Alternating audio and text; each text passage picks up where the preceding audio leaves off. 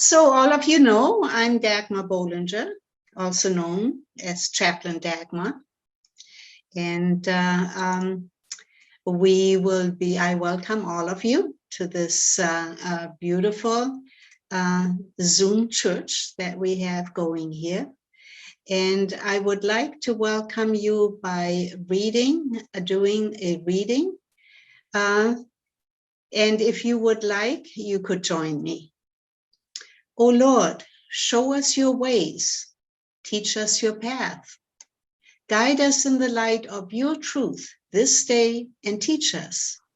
For you are the Holy One, our Savior. Our hope is in you.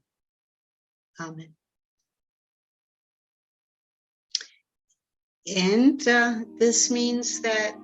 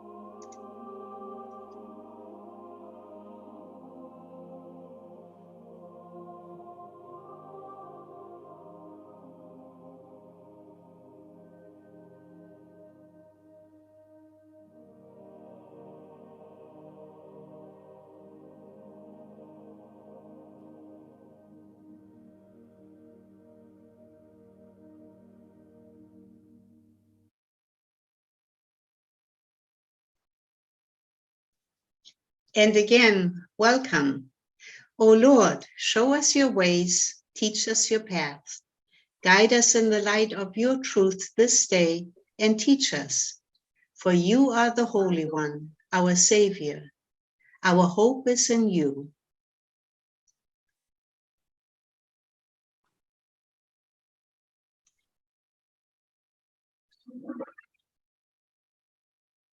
We light the first candle to honor truths to be found in all spiritual traditions.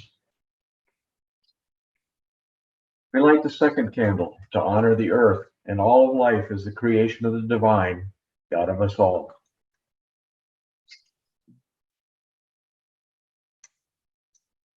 We light the third candle to honor and support the variety of our individual paths, which together make our one spiritual community. We light the fourth candle to honor and provide an open and safe place for all who seek greater understanding and a life of deepening spirituality.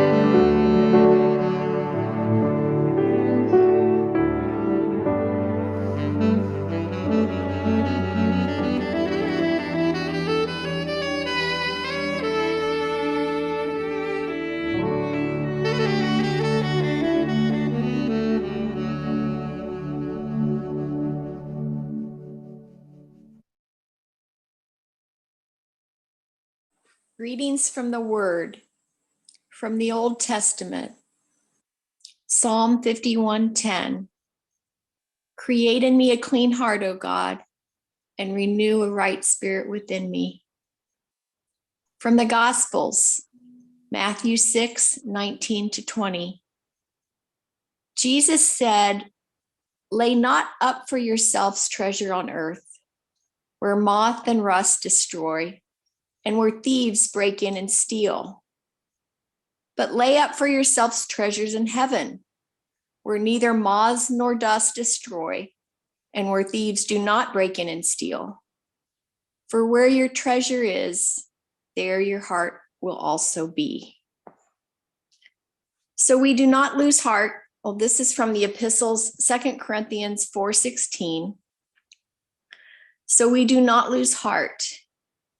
Even though our outer nature is wasting away, our inner nature is being renewed day by day. Inspiration from our teachings. From True Christian Religion, number 606. The person who has not been regenerated is like a dreamer. One who has been regenerated is like someone who is wide awake.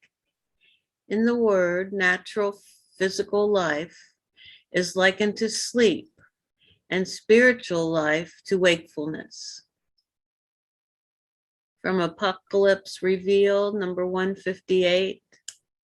A person who learns truth and lives by it is like someone who wakens from deep sleep into consciousness. Natural physical life, viewed in itself apart from spiritual life, is nothing but sleep. On the other hand, natural life that has spiritual life within it is consciousness. The only way to obtain this kind of life is by means of truth, which comes into its light and its daytime when we base our lives on it.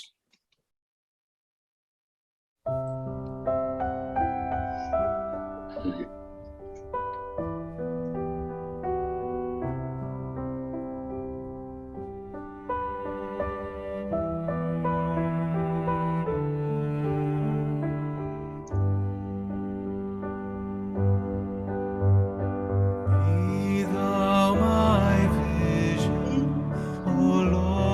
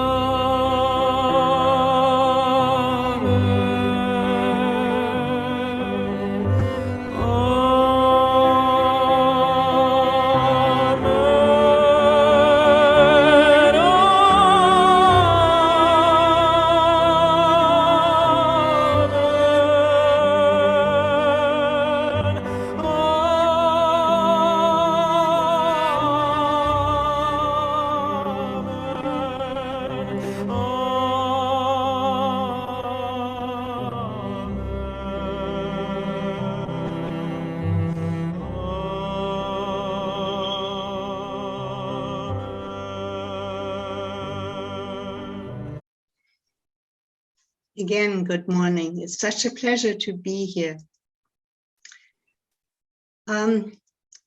Healing the Spirit is the title of the sermon today. And it kind of fits in with the sermon I gave last year. I don't know if you recall it, but it was called Boots on the Ground. And I shared with you my experience as a hospital chaplain, providing spiritual care to the patients and family during the height of the COVID-19 pandemic. You might remember that the title of it was Boots on the Ground. I just said that because fighting this ferocious enemy in the form of a tiny virus felt like warfare to the healthcare workers on the front lines and to everyone else in the country. Well, it's a year later, and our hopes of possibly having conquered the enemy by now were dashed with the arrival of the even more ferocious Delta variant of the virus, which is now keeping us on the path of a dimly foreseeable future. As human beings who like to be in control of their destinies, we don't like that one bit. After all, we are problem solvers who believe that there is nothing that we cannot handle with or without the help of God. But to be honest, we are all control freaks in varying degrees, and the fact that a tiny virus has stumped us is at least in part the reason for the high degree of divisiveness, not only in this country, but around this fragile world of ours. At least that is what I believe. So my message today is different and shorter than usual, because I want to leave plenty of time to react to this, to what I'm saying during the congregational response. So in this message, I'm going to suggest that people out there stop fighting and start accepting what is. What? Accepting that millions of people have died and are continuing to die? Accepting that in this country alone, thousands of families and individuals are grieving the loss of loved ones? Enduring financial stress due to job losses, facing homelessness because of inability to pay rent, enduring social isolation at every level? In other words, accepting the new normal? No way. We want to plan the future so we can go back to the way things were and the way things to the things we love. And that is the dilemma. We want to skip the present with all its nastiness. So we spent the majority of our thinking time in the past and in the future. But we are forgetting that thinking is purely mental. It is nothing more than our imagination of the future and our often inaccurate recall of the past. It is not real, because life takes place only in the now, that is, in the present moment. Let me give you a favorite example. Imagine that you're commuting to and from work every day. You like your time alone in the car because maybe it gives you time to think, plan, solve problems, or on the other hand, recall beautiful moments from the past, which we call daydreaming. Not that there's anything wrong with that, except that you are totally missing the present moment, because you are on autopilot, reacting only to the bare minimum of traffic signals to get you safely to your destination. What you are missing along the way is the laughter of the girls on the way to school, the flock of birds frolicking in the air, the light of the morning sun illuminating the clouds, the old woman waiting to cross the street at the zebra stripes, and you didn't stop because you were asleep. That is, you are spiritually unconscious. As Swedenborg points out in our earlier reading, it means that life passed you by because real life or reality only takes place in the present moment. We know what really feels like when we know what it really feels like when we are totally absorbed in an activity that takes us out of our thoughts, such as watching a beautiful sunset, listening to a magnificent piece of music, or watching an exciting sports game, and so forth. These are moments, although not frequent, when time seems to stand still.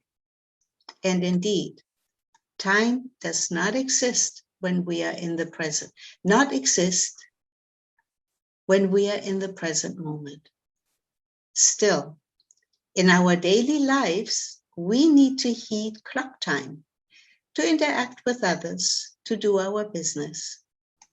We also need to travel into the past, to access knowledge, because we're scholars and we are meaning-making creatures.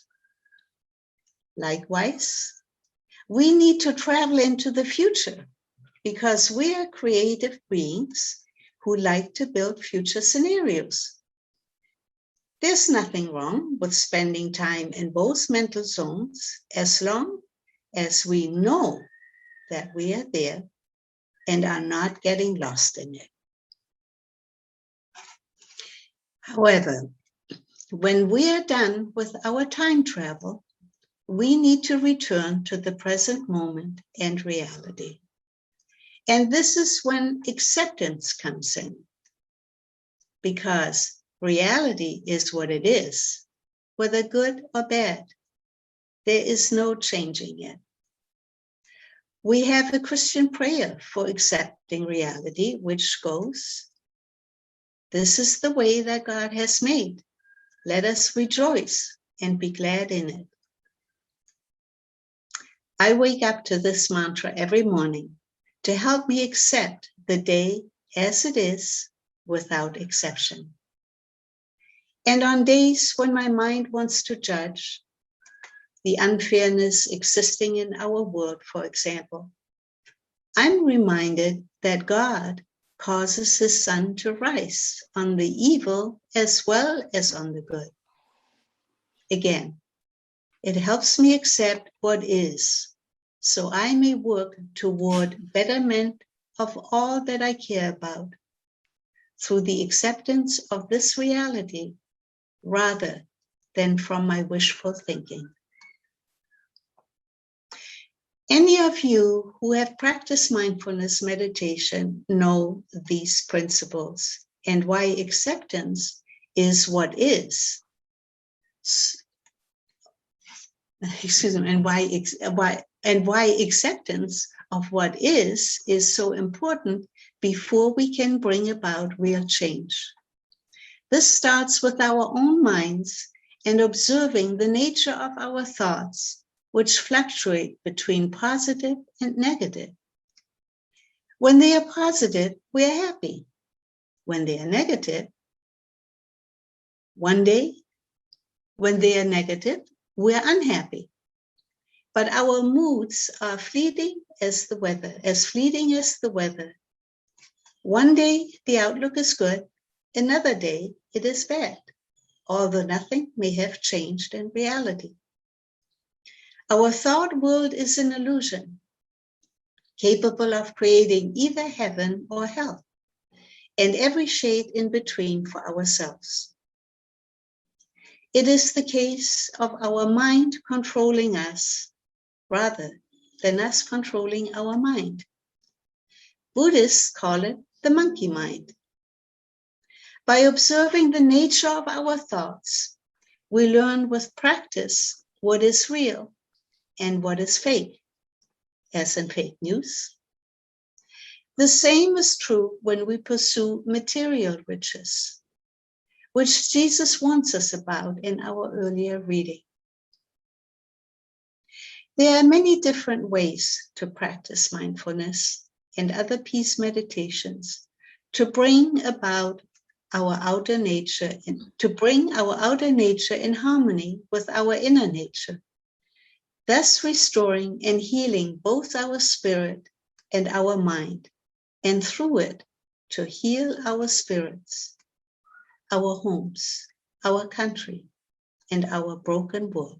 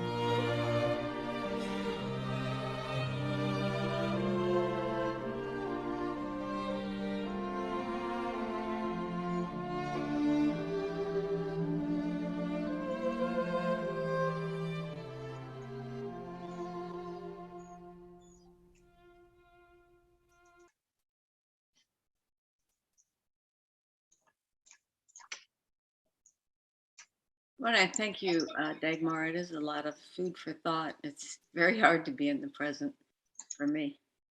Thank you. Mm-hmm. I was thinking one of the things, there are two things that came to mind. One was going to the soccer match last night. That was being very much in the present.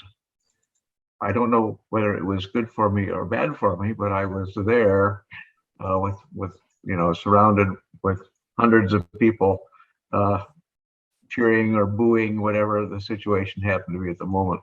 The other thing was I'll take a break in the evening or in the morning and sit down with a Sudoku book and work out a puzzle there, and that's very much in the Yes. present too, but that feels more like escaping and Mm-hmm. being involved in the world. It's like, oh, everything closes in. I'm just focusing on my puzzle in front of me, and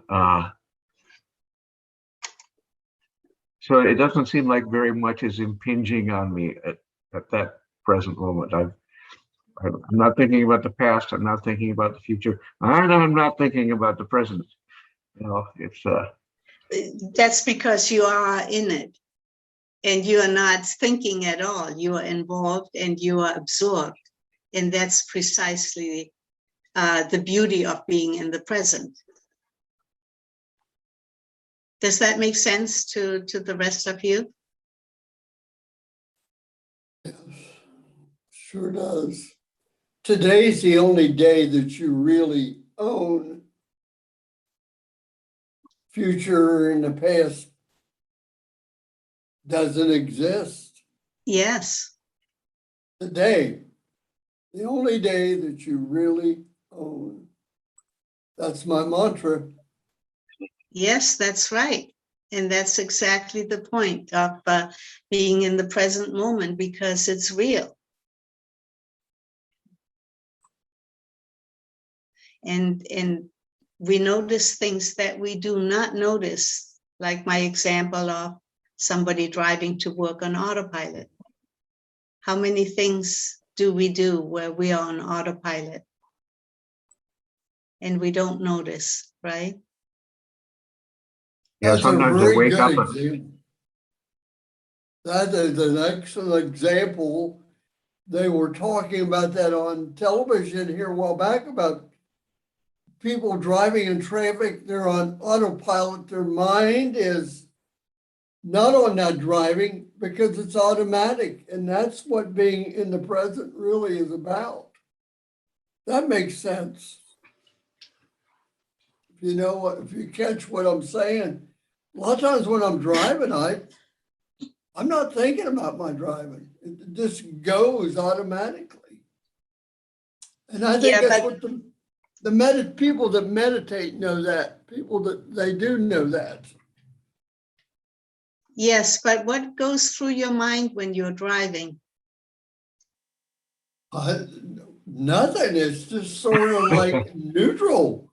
Your mind is neutral. For me, it's neutral. I'm not thinking about, but my driving goes automatically and I'm just sort of spacing out, I guess.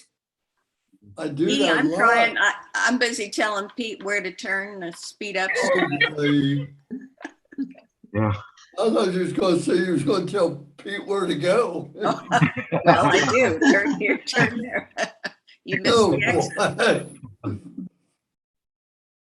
Well, I suppose you could look at it that way too. I hadn't actually considered that being on autopilot is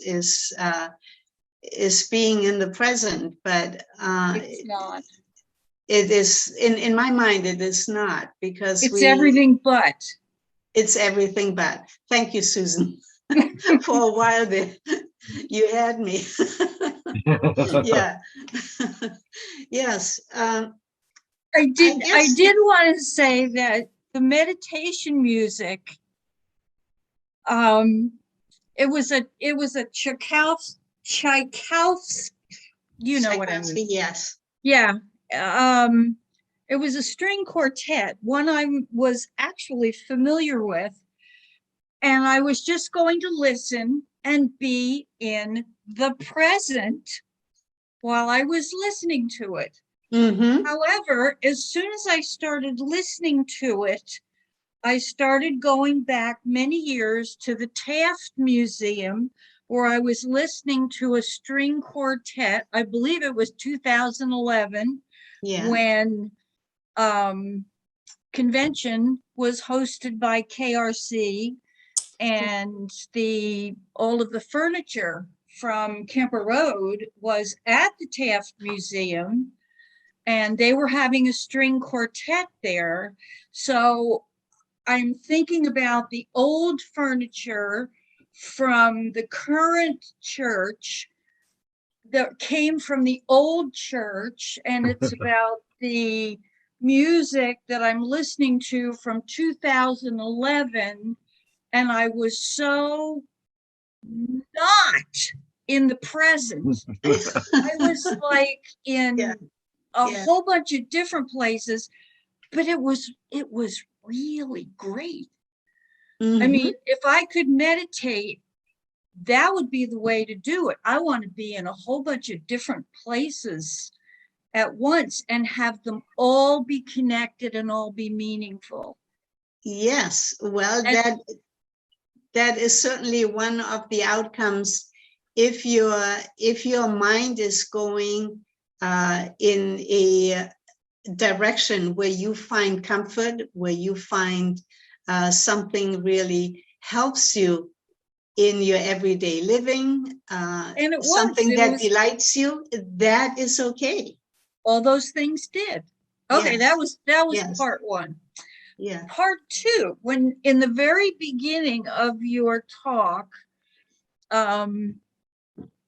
my brain has very little recognition power of things that happened more than 5 seconds ago, but it reminded me of something that you said about things are bad right now and stuff. And all I could think about was, no, she's wrong. Things right now are really the best that they've ever been. Uh-huh. We can actually see each other, talk to each other from all over the country. Yes. We could Yes. be in different countries. We have a lot of things that are keeping us alive that people even a few hundred years ago didn't have. Mm, People thousands of years ago, good grief, what did they have? Most of their children died. mm, mm. To have children live, I mean, it was terrible. Yes, today's horrible, but I just couldn't get away from thinking that, yes, it's terrible, but before was worse. Yes. And you are actually, Susan, proving my point. It's just that I chose for this sermon to highlight people who are on a negative thinking track, and how we can actually, when we do that, we can actually make things really bad for ourselves, even though it is not substantiated necessarily by the outside world. That's why we can create, really, in our mind, we can create heaven or hell for ourselves, depending on where our mind takes us. Which is when you then, Music gives us an avoidance response to the bad things. I go to YouTube, listen to music, and I'm away from all this. yes, which is the positive response. Yes. Yes. And when you are listening to the music, you are putting yourself in the present moment, right? Right, exactly. I'm Exactly. here right now. That Right is now. that is the point. And really the challenge is to remember where we are in our thoughts, because we are so often, our thoughts just run away. They run their own course. Oh, yeah. And I just happen to choose the negative track that we can be on, even though there's nothing in reality that warrants that kind of negative. It's our own fabrication. Does that make sense? Mhm, sure And yet, does. when we step out of it, and there's a part, this is such a big subject that I actually had a hard time condensing it to what I talked about. But when we are on a negative track, how do we feel? I often had that with patients. Patients were on a negative track about their health, about everything, worried about everything. But outside, the sun was shining. And I would ask them, how do you feel right now? Right now. Are you hurting? No. Are you being taken care of? Really, are you being taken care of well? They said yes. And I said, so is that a good time to be thankful and happy about that? And they said, oh yeah. So snapping out of it and actually seeing where you are and what is happening around you is a way of stepping from our imagined thought process into the present moment and seeing what really is there. Dagmar, Clark Eccles here. You did a beautiful job today. I was recently introduced by a meditation teacher to a phrase that will get us out of that negative judgment. And before we go to acceptance, I say to myself, it's like this. right? No judgment, no assessment, just, oh, it's like this. Yeah. Yeah. And that settles our negative judgment, puts it aside for a moment so that we can then accept what's going on. Yes. Yes. And My one daughter, she says, Dad, it is what it is. it is what it is. Yes. That is a custom phrase almost for the present, or for accepting the present moment, right? Because yeah, go ahead. Yeah, I was thinking that being in the present, there's a wide range of ways from what we've been talking about here. You know, there's a wide range of ways to be in the present, and I'm thinking that the one way that strikes me as being really spiritual is when you're interacting with people, you don't know what's coming next. You're just reacting and responding to it. Mm-hmm. So you're making your judgments and decisions and things on the fly. You're very much in the present. That's so different from working my puzzles, you know. Yeah. But it is a challenge these days. I'm really glad that we've got the communication technologies we've got, because you're not interacting with a crowd of people. You're not interacting with a room full of people, you know, unless you're doing it in the kind of way we're doing right now. Yes. So Yes. I'm really thankful for that capability. Yes, and there's actually a second part to this, which is how do we recognize when we are in our own thought world, and that thought world really not relating to what reality or what the moment is outside of it. And in insight meditation, there are various ways to help bring you back into the present moment. And one is breathing. And you say breathing, we do that all day long. Yes, but this is conscious breathing. Actually paying attention to the air going in, the air going out. And as soon as you start that, it brings you into the present, and your thoughts retreat into the background. They just float by, and that's okay. It's not about stopping thinking. We are thinking machines. We can't do that. It's about whether we are in the present moment and let our thoughts just float by. And I have two mantras for that. One are clouds in the sky. The other one is boats on the river. And I practice my breathing, right? Sounds silly to some people, practicing your breathing, but no. it calms you. Whatever excitement and tenseness there may have been in you when you practice and focus on your breathing, it does two things. First of all, you get a lot more oxygen, because usually our breathing is just very shallow. When you start paying attention to your breathing, it automatically gets deeper. You don't even have to do anything.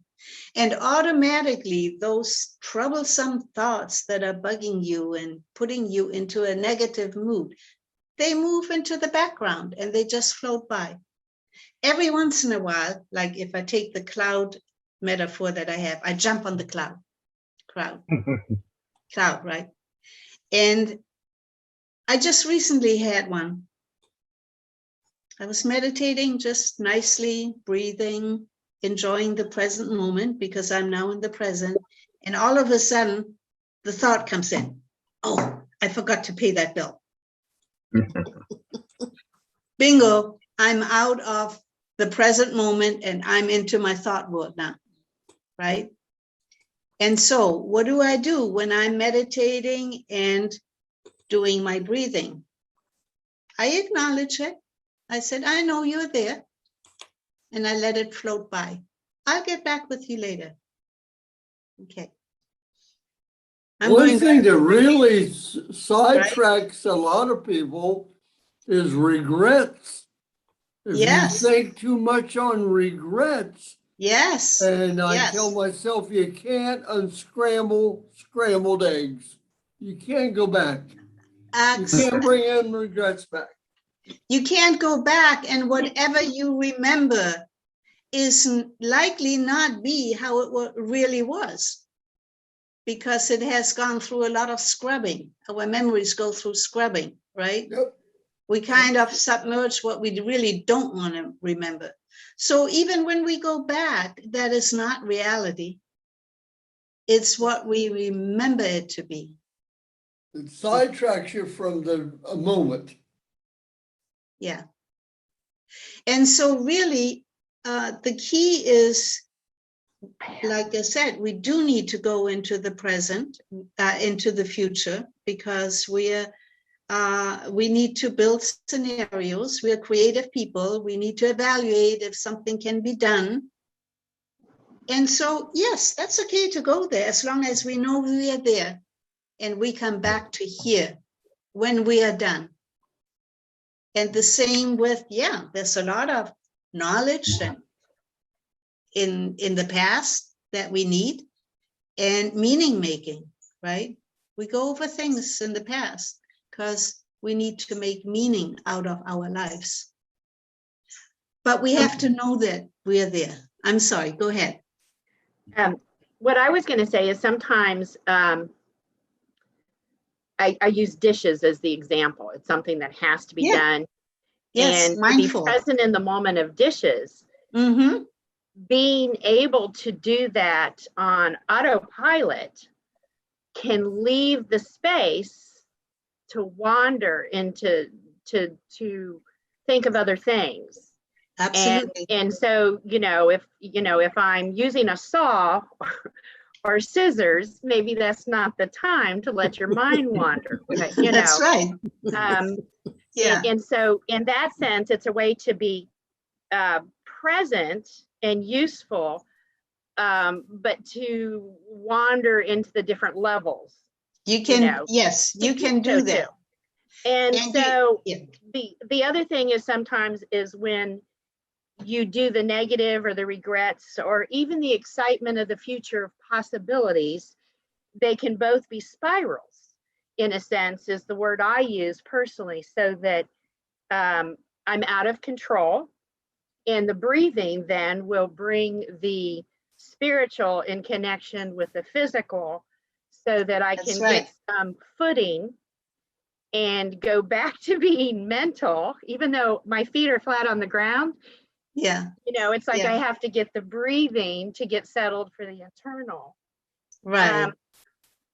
And the other thing is, as far as wandering into the past, and I make this comment because I've been thinking of it as the church is looking at the libraries and the history, is the aspect of shared communal consciousness.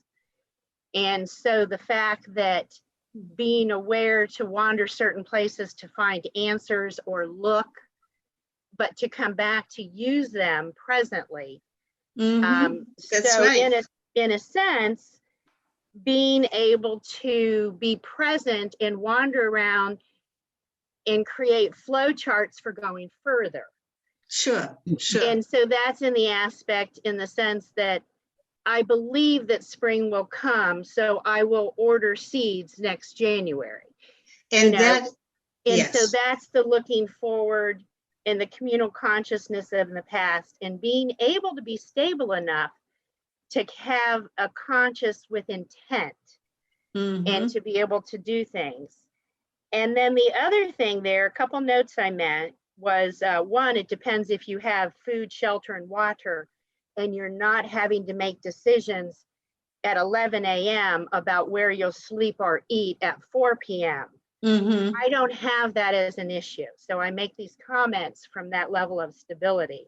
And so the taking away, going other places, those are fun. And one last comment I had here, what was it? Oh, in the book, The Chess Garden, it's just a book that's out there, and it talks about a Swedenborgian doctor Dr. Uterhoven in Dayton, Ohio.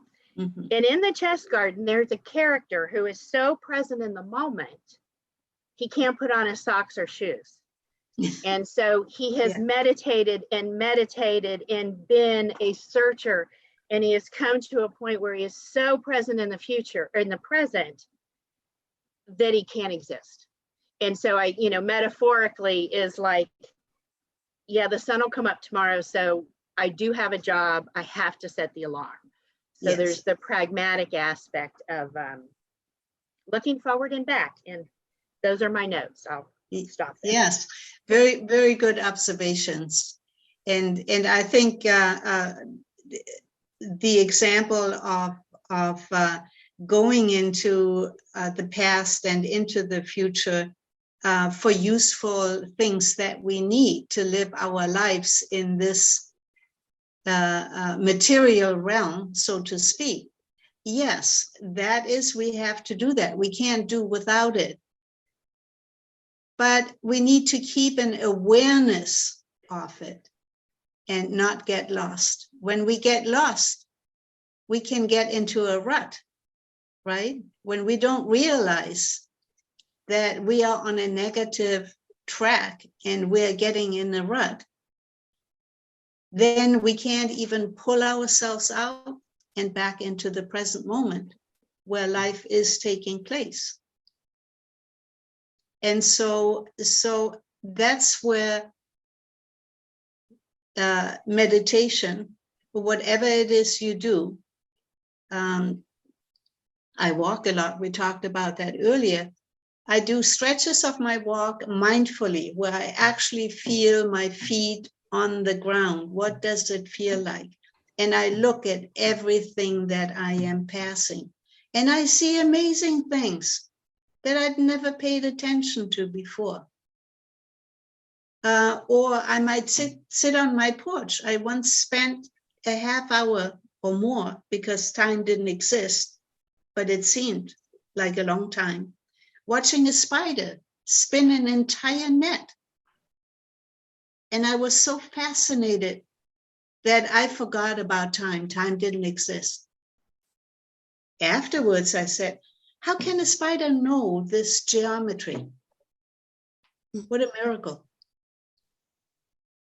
Now, we walk by things, we go out into the world, we drive places, and we don't even see a minuscule of all the things that are out there that are actually reality, because we are aware in our thoughts. So it's achieving a healthy balance between our thought world that we need to live in this material world, and then to step out of time and just be absorbed by the present moment. Just give ourselves over to it. Like I did watching the spider. I was just absolutely enthralled. My coffee got cold. I probably missed an appointment.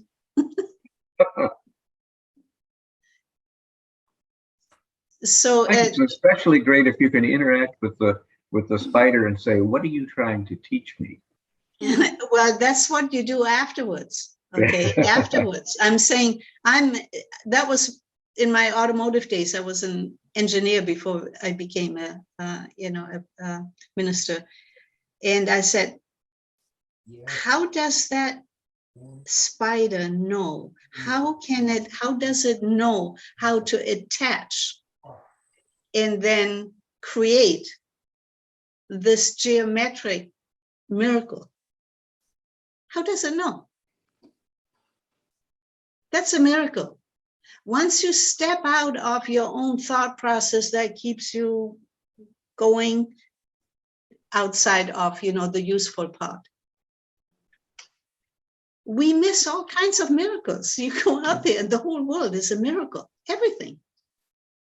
You are the miracle. Huh? You are the miracle. Yes, you're right. You're right, Larry. We are the miracle. And the perception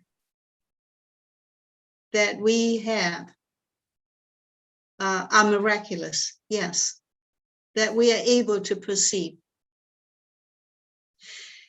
I have to honestly say I was nervous about today's sermon because it is such a big subject and it goes so deep that I tried really hard to convey even just a smidgen of it. And almost all of what I said just came out of my own experience. I didn't. And yet, Swedenborgian literature is full of this subject.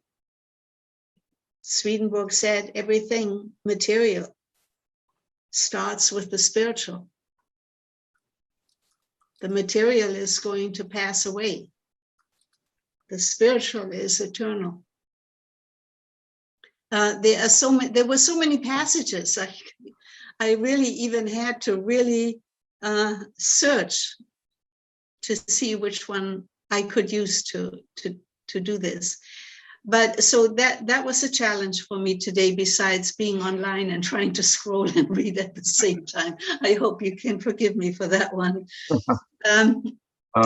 Thank you, Doug. I just wanted to say that a couple of things. One is we've been urging everybody to, do their giving in their own neighborhood or in whatever charitable organization they might be touching or might be touching them.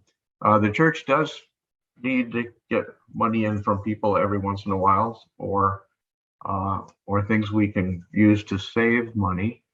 So I just wanted to point that out. And the other thing I wanted to mention was that Gloria and I do deliver food to the Mason Food Bank on the 1st of every month. So if anybody else wants to participate in that, they can get food to us right at the end of the month. If you're at the grocery store and you can get 2 boxes of cereal for the price of 1 or something like that, grab an extra box and get it to us and we'll deliver it. So that's just a piece of stewardship that you can help out with if you want to. So, yeah, that's it. Okay. Will you now join me in the Lord's Prayer, please? Our Father, who art in heaven, hallowed be thy name. Thy kingdom come, thy will be done on earth as it is in heaven. Give us this day our daily bread, and forgive us our debts as we forgive our debtors. And lead us not into temptation, but deliver us from evil. For thine is the kingdom, and the power, and the glory forever. Amen. May God bless you and keep you safe. May God make his light to shine upon you and give you peace and healing of body, mind, and spirit. Amen.